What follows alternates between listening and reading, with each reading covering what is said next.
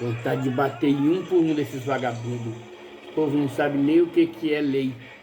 Olha isso. O pior é que agora a gente, desempregado, morrendo de fome, vai ter que pagar tudo isso, né?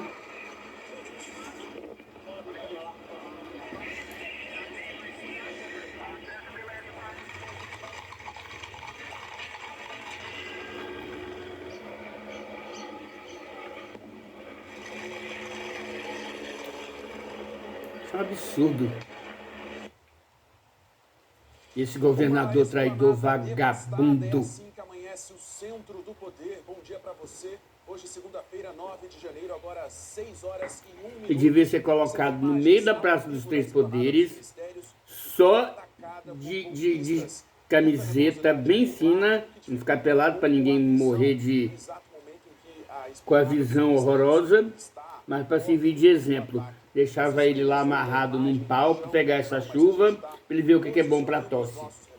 Todo mundo sabia que isso ia acontecer, todo mundo soube disso, desde sábado que estão falando nisso, e ele não fez nada. O que ele fez foi mandar policial para escoltar os vagabundos até lá embaixo. A Praça dos Três Poderes também foi ocupada, o Supremo Tribunal Federal também foi muito atingido, devastado, destruído por vândalos, por golpistas neste domingo 8 de janeiro. Agora é 18 graus, 92% de umidade. Daqui a pouquinho a gente volta com mais imagens ao vivo da esplanada dos ministérios e a gente acompanha toda a movimentação para vocês. 8 de janeiro, um dia que vai ficar marcado na história de Brasília. A capital da República foi atacada por criminosos, uma invasão que contou com a leniência dos policiais militares e a falta de ação do governo do Distrito Federal. Tudo bem, é verdade. Tudo isso é verdade. Sabia de toda essa movimentação.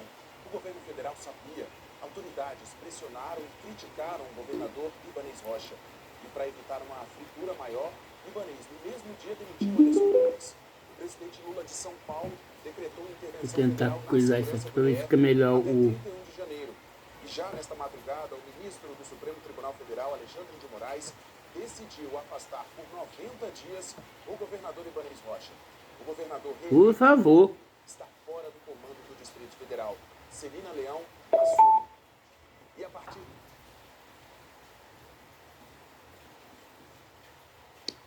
Agora, você confere tudo o que aconteceu no domingo 8 de janeiro, como Brasília amanhece e quais as repercussões dos ataques aos três poderes e também como fica o transporte. Nossos repórteres estão desde cedo posicionados nos locais atacados e acompanham também toda a repercussão política das decisões da Justiça. Nós começamos primeiro com Arthur Bernardi, onde mais de 300 golpistas foram presos e levados para o Departamento de Polícia Especializada. Arthur, bom dia para você. Gatinho, você se comporta, gatinho. A coisa Tudo bem, não Fred tá Ferreira? boa Bom dia hoje. para você, um ótimo dia a todos. A gente continua acompanhando a movimentação aqui em frente ao Departamento de Polícia Especializada, como você mencionou.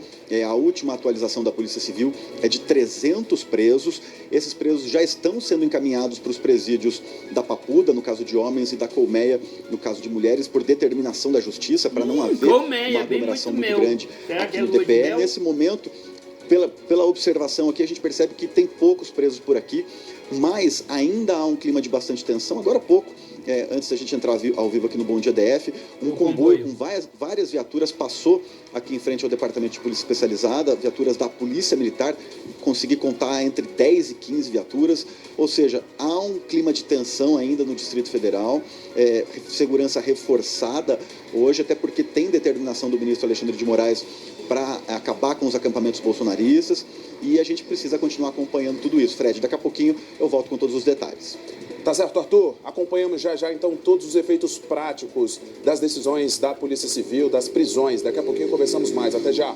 Vamos com Rita Yoshimini, direto do Palácio do Buriti, para comentar a respeito da decisão do ministro Alexandre de Moraes, que afastou o governador Ibanez Rocha, por 90 dias. Rita, bom dia. Qual foi o motivo apontado pelo ministro?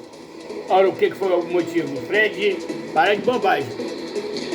Bom dia, Fred. Bom dia a todos que nos assistem. Antes de mais nada, Agora há pouco o colega Arthur falava justamente sobre uma questão de tensão no ar. Nós estamos na porta do Palácio Buriti, tudo fechado com gradis e 2 carros da Polícia Militar aqui. O ministro Alexandre de Moraes alegou, ele usou inclusive a expressão que o governador Ibanez Rocha foi no mínimo conivente com toda a situação e que daria para ter evitado tudo que aconteceu ontem, que faltou inclusive uma ação mais enérgica por parte da segurança pública. Quem assume agora o Palácio do Buriti, como é que vai ser feita então essa questão do Palácio do Buriti? A gente volta daqui a pouco com as informações. Fred, é com você. Tá certo, Bia, daqui a pouco. Português desse povo é muito pobre. Como é que vai ser feita Vamos então essa com Maria questão Fernanda, do Palácio do como a Buriti? Rita disse, o Distrito Federal tem um novo interventor, na área da segurança pública, nomeado pelo presidente Lula em decreto assinado ontem à noite. Bom dia, Maria Fernanda. Bom dia, Fred. Bom dia a todo mundo que está assistindo ao Bom Dia DF. O interventor da segurança aqui do Distrito Federal é Ricardo Capelli. Ele que é secretário executivo do Ministério da Justiça e homem de confiança do ministro Flávio Dino. Ele então assume a segurança do Distrito Federal até o dia 30 de janeiro, 31 de janeiro, Fred. Tá certo, Maria Fernanda. Daqui a pouquinho falamos sobre essa intervenção na segurança pública e como é que vai funcionar. Até já. Agora vamos aos prédios públicos também. Luísa Garonce está ali no Congresso Nacional. Sei que a polícia, Garonce, já está pedindo para você sair daí, mas, por favor, só diga para a gente como é que está a situação rapidamente. Pode ir se deslocando, por favor. Exato. Pois é, a gente tá aqui conversando com os policiais militares agora que nos acabaram de abordar, dizendo que nós não podemos ficar nesse local onde nós estamos, próximo ao Congresso, que a gente tem que sair um pouco mais para frente, ali para cima, em direção à torre, depois de um bloqueio, para falar e já... Na barreira ali, em frente ao Itamaraty. Sim, em direção à torre. A torre tá para lá, não tá? Então, em direção à torre, um pouco mais ali à frente, para mostrar tudo que foi feito por vândalos extremistas ontem, que acessaram aqui a esplanada com muita facilidade. Nós já vamos lá para o bloqueio para mostrar para vocês como é que está a situação da segurança por aqui e também as imagens de ontem. Daqui a pouco a gente volta, Fred. Tá certo, Luísa Garonce. Muito obrigado pelas informações pertinho aí do Congresso Nacional. A gente viu aí os policiais militares, né, falando com a equipe da Luísa Garonce para que eles se desloquem um pouquinho mais à frente da região ali do Palácio do Itamaraty. Agora sim, os policiais estão agindo muito mais do que antes, quando vândalos realmente destruíram a sede dos 3 poderes da República. Vamos então com Beatriz Pataro. Beatriz, cadê você? Eu sei que você também está em deslocamento. Temos a Bia ou não? Nossos repórteres estão posicionando, estão tentando mostrar pra gente como é que está a situação na esplanada. Bia, pode falar, por favor. Fred, olha só, a gente está em deslocamento, a gente está andando, né? Nós saímos lá de baixo do Palácio do Planalto, estamos caminhando até aqui em cima, onde finaliza a parte dos ministérios, fica bem em frente ao Congresso Nacional. Nós também fomos abordados pelos policiais militares que pediram que as equipes de imprensa todas deixassem aqui essa área da esplanada. Então, nós tivemos que sair lá de baixo, vir até aqui para ficar numa área em que os policiais indicaram. Nesse caminho todo, Fred, muita sujeira, várias grades derrubadas e muita destruição aqui em todo esse caminho na esplanada. O André mostrou para vocês agora, policiais que estão aqui nesse bloqueio, onde pediram para a gente ficar, que é na altura do Itamaraty, em frente ao Congresso Nacional. Certo, Beatriz, a gente está vendo ali também a outra imagem, né, de outros repórteres se deslocando. A gente está vendo ali também, olha só, a Polícia Militar bem em frente ao Congresso Nacional, na imagem do André Lima, com várias viaturas, perto também do Palácio da Justiça. A gente tem Gabriele Freire para conversar com a gente. Gabi, bom dia. Você está ali na região do Supremo Tribunal Federal, no estacionamento, né? Como é que está o cenário por aí? Bom dia para você. Olha como é que está o cenário, cada pergunta... Oi, Fred, bom dia para você, bom dia a todos. Assim como a Beatriz falou, a gente estava ali mais próximo do Supremo Tribunal Federal, mas os policiais militares pediram, então, para toda a equipe da imprensa, né, se retirar ali da Praça dos Três Poderes, daquele centro mesmo, porque o local está isolado.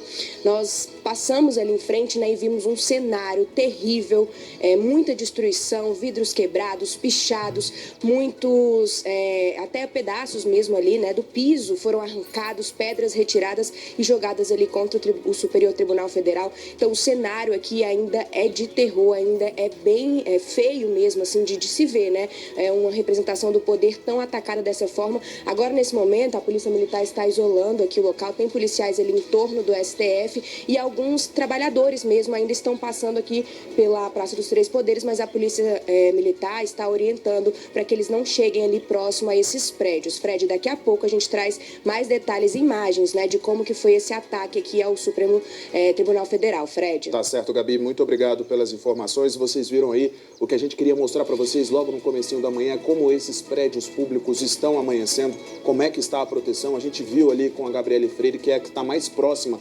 agora à Praça dos Três Poderes. Ela está ali no estacionamento do Supremo Tribunal Federal, que teve todas as vidraças quebradas, e os nossos repórteres daqui a pouquinho mostram em detalhes a situação do Palácio do Planalto e também do Congresso Nacional.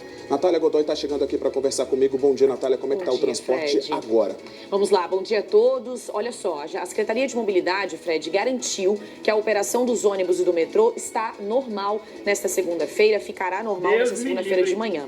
O site do DF no Ponto mostra que os ônibus estão rodando, eles saíram das garagens, só que o aplicativo do metrô alerta que os trens circulam ali com atrasos, tá? A gente vê aqui na tela agora, nos dois sentidos, tanto Samambaia quanto Ceilândia. Só que a assessoria do metrô disse que as estações estão abertas e que o aplicativo está desatualizado. Lembrando que os ônibus e o metrô do centro da capital deixaram de rodar ontem no início da tarde. A gente continua acompanhando, portanto. Se você tiver qualquer problema aí com o seu ônibus, com o seu metrô, mande mensagem agora pra gente, que a gente acompanha. A gente vai ver imagens também ao vivo agora de Carlos Bueno. Temos essas imagens para chamar.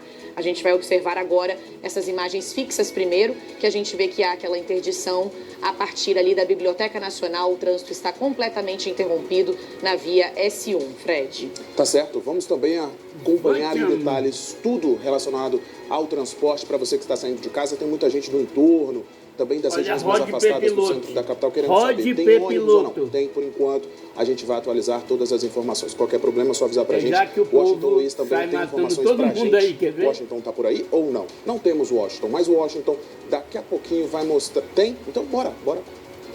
Então bora com ele, então. Aqui mesmo, pode ser? Washington Luiz, fala pra gente como é que está essa situação aí nessa estação do metrô. Bom dia pra você. Oi Fred, bom dia para você, bom dia a todos. Eu estou aqui na estação Ceilândia Centro e ela está funcionando normalmente. Os passageiros conseguem entrar e tomar os trens para ir em direção à Central e outras estações. Os ônibus também aqui na parada da frente estão circulando normalmente, movimentação normal para uma segunda-feira de manhã. Daqui a pouco a gente atualiza mais a situação do transporte público no DF, depois dos atos de vandalismo de ontem que interromperam a circulação dos ônibus ali na região central de Brasília. A rodoviária ficou fechada e os trens do metrô também deixaram de circular entre a estação Central e a 114 Sul. Então hoje, durante o jornal, a gente acompanha como está o transporte público do DF nesta manhã de segunda-feira. Tá certo, Washington. Então, obrigado. Daqui a pouquinho, Washington e Natália voltam para falar tudo sobre o transporte público nesse comecinho de manhã para vocês, tá certo? E a gente fala ainda de outros assuntos aqui no Bom Dia, uma cratera que vem atormentando moradores de uma cidade do entorno. Na BR-060, uma batida entre um carroceiro e um motociclista deixou uma pessoa morta e o velório do ex-jogador, o maior artilheiro da história do Brasileirão, começa hoje em São Januário de Roberto Dinamite. E tem muito mais aqui no Bom Dia DF, fique com a gente.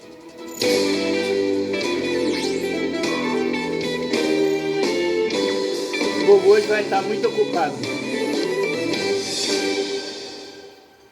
Bem, vamos lá, pessoal. 6 horas e 14 minutos. A invasão às sedes dos três poderes poderia ter sido evitada.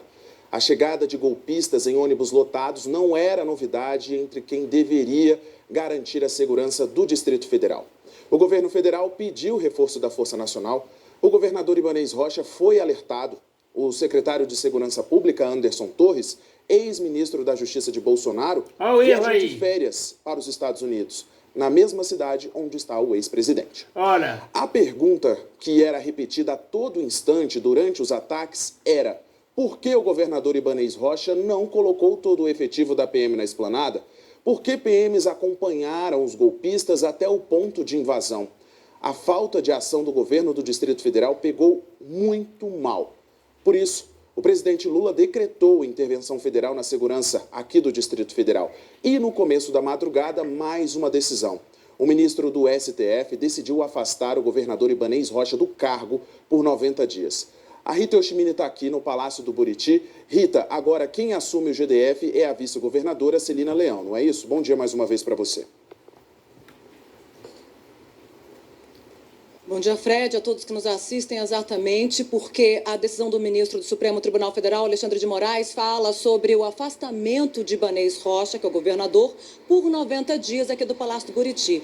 Ele não fala que a vice e outros representantes do governo do Distrito Federal também devem ser afastados. Portanto, ainda não houve um pronunciamento oficial por parte da assessoria de imprensa, da equipe do governador Ibanez, do Palácio do Buriti, mas o que se comenta nos bastidores é que, de fato, quem assume é Celina Leão, do Partido Progressistas, a vice-governadora do Distrito Federal. Lembrando que nós até noticiamos, já estava previsto que ela assumisse pela primeira vez o Palácio do Buriti a partir de 16 de janeiro, quando Ibanez Rocha iria tirar férias. Era uma outra situação.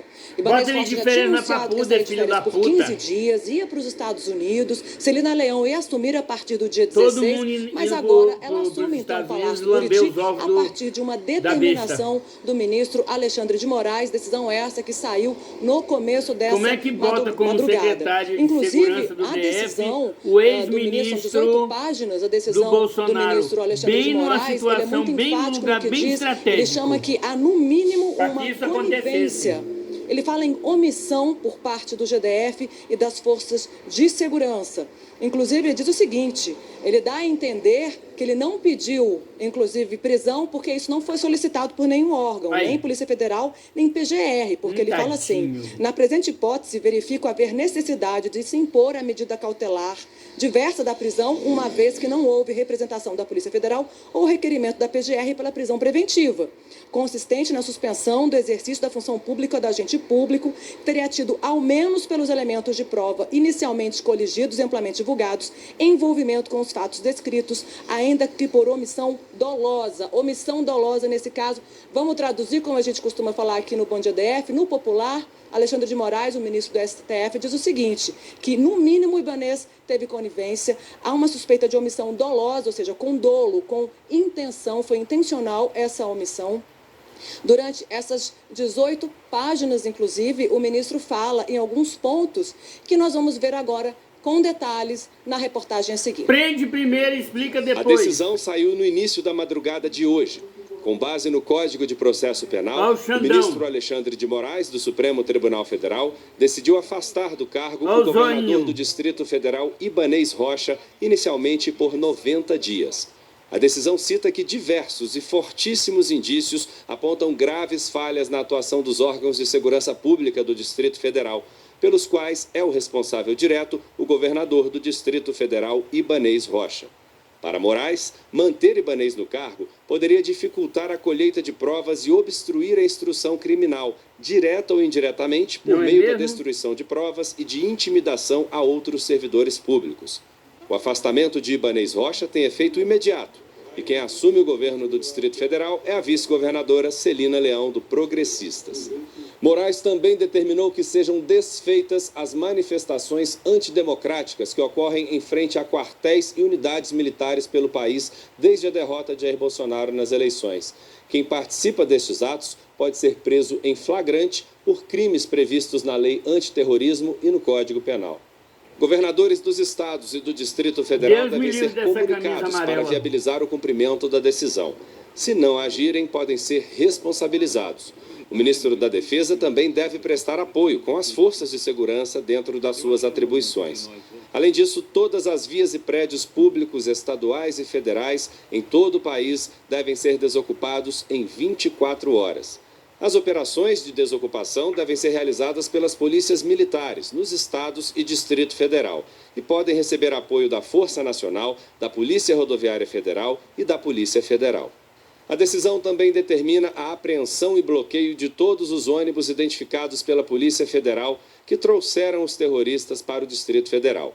Os proprietários desses veículos deverão ser identificados e ouvidos em 48 horas para apresentar a relação e identificação de todos os passageiros e dos contratantes do transporte. A decisão lista 87 ônibus já identificados pelas placas. Xandão A decisão não é também brincadeira, proíbe meu imediatamente que ônibus e caminhões com manifestantes entrem no Distrito Federal até o dia 31 de janeiro. A PRF e a Polícia Federal deverão providenciar o bloqueio, a imediata apreensão desses veículos e ouvir todos os passageiros com base na lei antiterrorismo. O ministro Alexandre de Moraes também estabelece uma série de medidas para viabilizar as investigações contra os terroristas que agiram em Brasília neste domingo. A ANTT, Agência Nacional de Transportes Terrestres, vai ter que enviar o registro de todos os veículos que entraram no Distrito Federal entre os dias 5 e 8 de janeiro. A Polícia Federal terá que obter imagens de câmeras no Distrito Federal que auxiliem no reconhecimento facial dos terroristas que praticaram os atos. A PF vai precisar levantar as informações de hóspedes nos hotéis e solicitar as imagens aos estabelecimentos. O Tribunal Superior Eleitoral deverá consultar dados de identificação civil mantidos pela Corte que ajudem a localizar os envolvidos nos atos criminosos.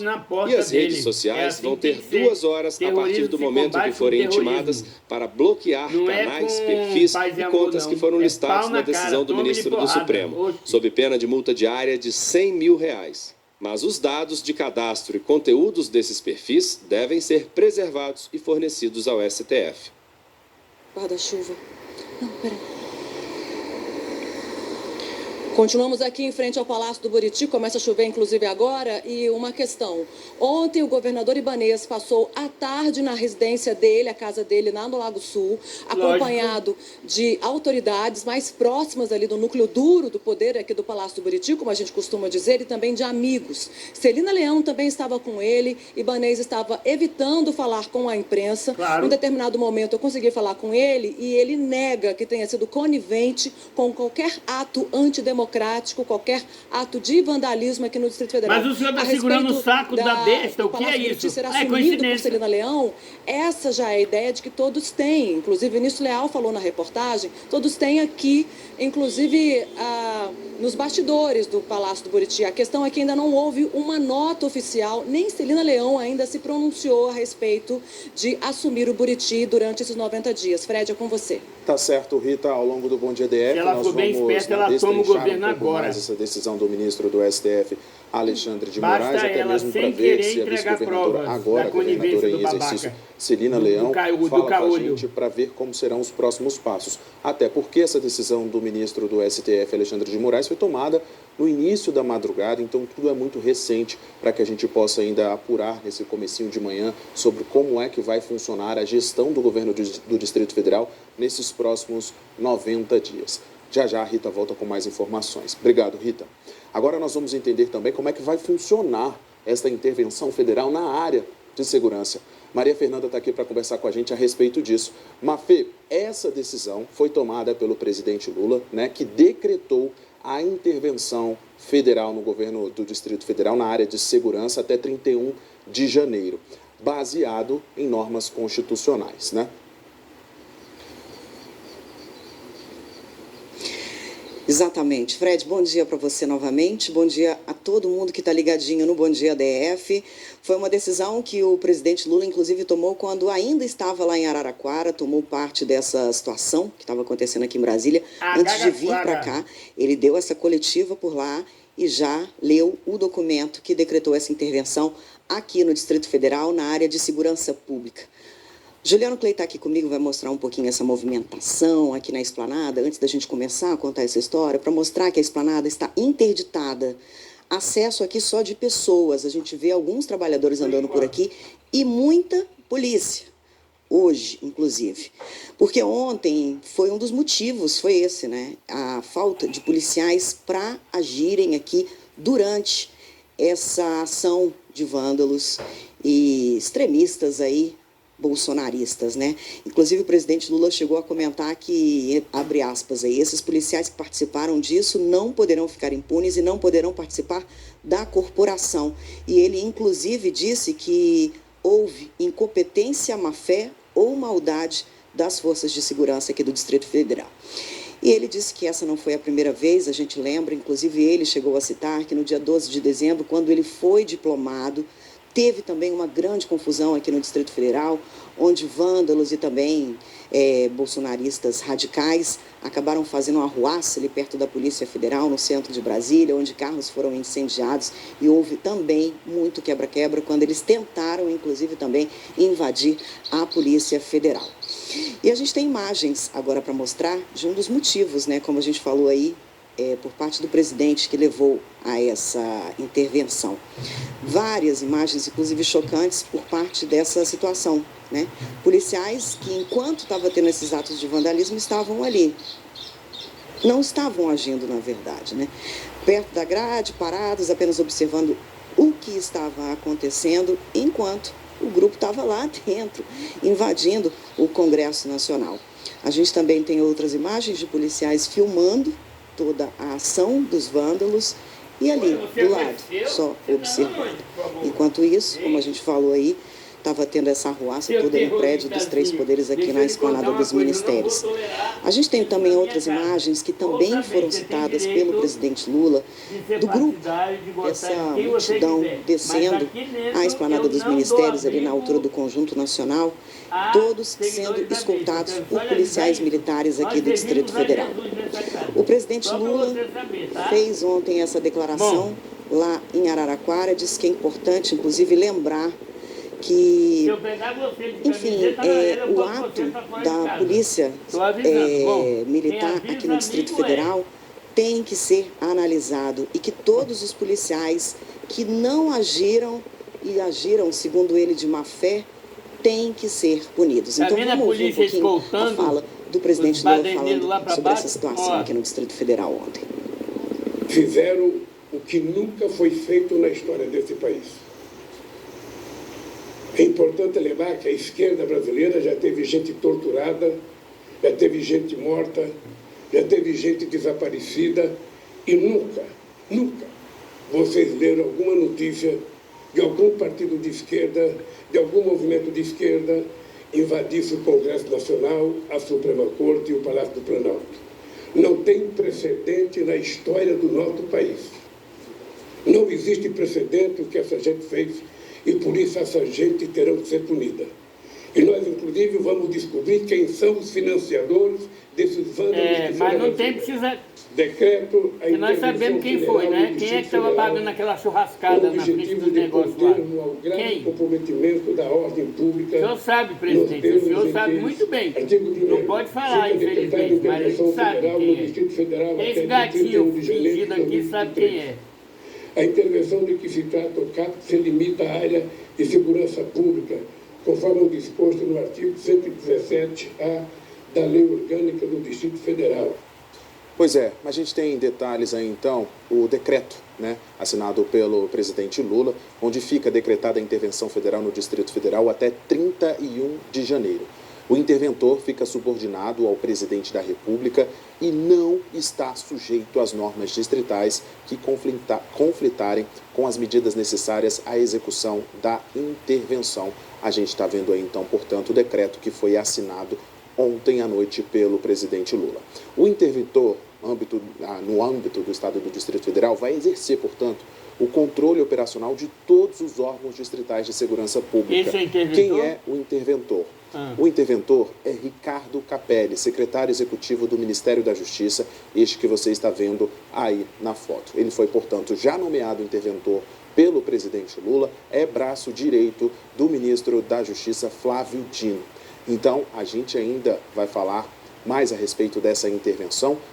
Detalhe, nas redes sociais, o presidente Lula falou que ninguém vai ficar impune. Aliás, foi o próprio interventor falando, a situação no DF está controlada, daqui a poucas horas reiniciaremos as operações, tudo será devidamente apurado, os criminosos continuarão sendo identificados e punidos.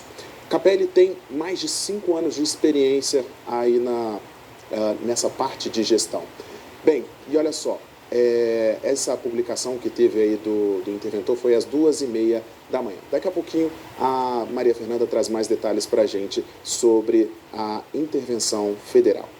Bem, agora a Esplanada dos Ministérios, que chegou a ser totalmente liberada na semana passada, agora voltou a ficar interditada. A Natália atualiza para a gente agora como é que está a situação da esplanada. Vamos lá, Fred, a gente vai ver com imagens ao vivo do Globocop agora. A esplanada voltou a ser totalmente fechada, imagem chegando aqui diretamente de Jair Tanús e J. Alves sobrevoando a capital desde cedinho. Olha só, eu estava observando também, em volta ali da esplanada, aquele acesso da L4, quem vem ali pela PGR também está fechado. Então não há como se acessar a esplanada dos ministérios neste momento. A gente observa que chove também, a gente vê aí na lente do Globocop que, portanto, está chovendo neste momento e a esplanada completamente fechada. A informação que chegou pra gente, né, além do fechamento ali na S1, na altura da Biblioteca Nacional, naquela alça de acesso da rodoviária do Plano, sentido de quem vem da rodoviária para o Congresso, a N2 e a S2 também estão fechadas, tá? A Polícia Militar, portanto, afirma que a S2 e a N2 também estão fechadas e a PM informou, a nossa produção disse agora, que não há previsão para que elas sejam liberadas. Então, atenção, se você ligou agora no Bom Dia DF, não é possível acessar a esplanada dos ministérios, nem pela N1, lá do norte, nem S1 lá do sul e nem S2 e N2 também. No Waze, no mapa de velocidade, ainda não mostra uma lentidão em volta. Acho que as pessoas já sabiam que estaria fechada, né, esse trecho e, portanto, não há lentidões em volta. Agora a gente vê a interdição, portanto, onde começa ali na altura da Biblioteca Nacional, na alça de acesso, você tem que fazer aquela volta para seguir para o outro sentido do eixo monumental. Fred. Agora nós vamos ver em detalhes como foi a depredação das sedes dos três poderes na reportagem do Júlio Mosquera. A ação dos golpistas estava no radar da Polícia Militar do Distrito Federal desde a semana passada. Foi uma invasão anunciada. Caravanas de ônibus com bolsonaristas radicais tinham começado a chegar a Brasília ontem de manhã. Eram pelo menos 100 ônibus. Eles se juntaram a outros golpistas que há meses estão acampados em frente ao quartel-general do Exército em Brasília. Em pouco tempo, o número de pessoas em frente ao Exército, que tinha recuado para cerca de 200, voltou a aumentar. No início da ação, a PM isolou 3 pistas do eixo monumental para que os bolsonaristas radicais seguissem sem transtornos. Eles receberam escolta da polícia até a esplanada dos ministérios. Os vândalos começaram a chegar ao local no início da tarde. O movimento era pequeno e a polícia acompanhava tudo de longe, sem interferir. A esplanada dos ministérios estava fechada para os carros desde ontem. Mas não havia nenhum ponto de revista dos pedestres que chegavam para o ato contra a democracia. Pouco antes das 3 da tarde, o número de golpistas cresceu bastante. Alguns anunciavam os planos de invadir prédios públicos. Os golpistas desceram para a Praça dos Três Poderes. Chegaram vagarosamente sem ser incomodados. A PM seguia acompanhando à distância. Quando os golpistas se aproximaram do ponto limite para os pedestres, não se detiveram e passaram a usar de violência. Os poucos policiais que guardavam a barreira tentaram reagir. Os bolsonaristas radicais empurraram as grades. Usaram gás de pimenta. De nada adiantou. Eram muitos contra alguns PMs. Os vândalos saíram correndo em direção ao Congresso Nacional. Policiais legislativos ainda tentaram conter os golpistas. Jogaram bombas de efeito moral que não surtiram o efeito esperado por causa da dimensão da área. Eles ficaram acuados num canto. Uma das viaturas foi jogada e quase caiu no espelho d'água da Câmara dos Deputados. Os vândalos avançaram. Primeiro, subiram a rampa do Congresso. Depois, partiram para invadir o prédio. Quebraram vidros, entraram pelo Salão Negro e chegaram ao Salão Verde e ao Salão Azul, destruindo o que encontravam pela frente. Inclusive obras de arte de relevância internacional. Em seguida, invadiram o plenário do Senado. Pisaram nas cadeiras, ocuparam a mesa diretora e fizeram da rampa de acesso à tribuna um escorregador, tripudiando da democracia. Com celulares na mão, filmaram e tiraram fotos, se exaltando do vandalismo contra o patrimônio público. Ao mesmo tempo, um outro grupo chegava ao Palácio do Planalto. O presidente Lula estava em Araraquara, no interior de São Paulo. Também sem encontrar resistência, os bolsonaristas radicais se concentraram na entrada da sede do governo federal. Com pedras e paus, invadiram o prédio. Aos gritos, quebraram vidros. Destruíram móveis e objetos pelo caminho. Do térreo do Palácio do Planalto, subiram para o 2º e 3º andares, onde ficam os gabinetes e os salões em que são realizadas as solenidades presidenciais. continuaram rastro de destruição. Móveis onde são expostos objetos da história do país. Cadeiras tombadas como patrimônio nacional. E a todo momento filmavam e fotografavam a ação para exibir o crime como troféu nas redes sociais. Do outro lado da Praça dos Três Poderes, no Palácio do Supremo Tribunal Federal, a ação dos bolsonaristas radicais seguia o mesmo roteiro criminoso. Um dos policiais que tentava conter a ação ensandecida foi agredido com pauladas e socos e retirado do cavalo à força para ser vítima de mais violência no chão. A cada passo dos vândalos, mais desrespeito aos símbolos da democracia e destruição sem qualquer preocupação. Quebraram vidros, invadiram o prédio de porrete na mão, entraram no plenário do STF com a mesma sanha destruidora. Pisaram as poltronas, jogaram longe livros, rasgaram documentos e quebraram cadeiras e objetos pessoais dos 11 ministros da Suprema Corte Brasileira. Arrombaram a porta do armário onde o ministro Alexandre de Moraes guarda a toga. Seguiam registrando tudo com os celulares em gritos desafiadores ao poder público e de exaltação da vitória da barbárie contra a democracia. A cadeira de um dos ministros, com o brasão da República, foi parar do lado de fora do prédio do Supremo. Olha o STF! Aqui, ó! Olha! Só depois das 5 da tarde, 2 horas após as invasões, a tropa de choque da Polícia Militar conseguiu desocupar o Palácio do Planalto e empurrar os vândalos para longe do prédio. No mesmo momento, policiais judiciais, com a ajuda da PM, também expulsaram do Supremo os bolsonaristas radicais. Mas os vândalos permaneceram por perto, com novas ameaças de violência e invasão. Às 6h15, finalmente a Polícia Militar conseguiu isolar a Praça dos Três Poderes. Os bolsonaristas radicais se concentravam em frente ao gramado do Congresso, onde a polícia ainda atuava para conter os vândalos com o uso de bombas de gás lacrimogêneo. Foi assim que os policiais também liberaram a sede da Câmara e do Senado. Por volta das 7h30 da noite, o ministro da Secretaria de Comunicação do Governo, Paulo Pimenta, divulgou um vídeo mostrando como ficou a sala dele no Palácio do Planalto.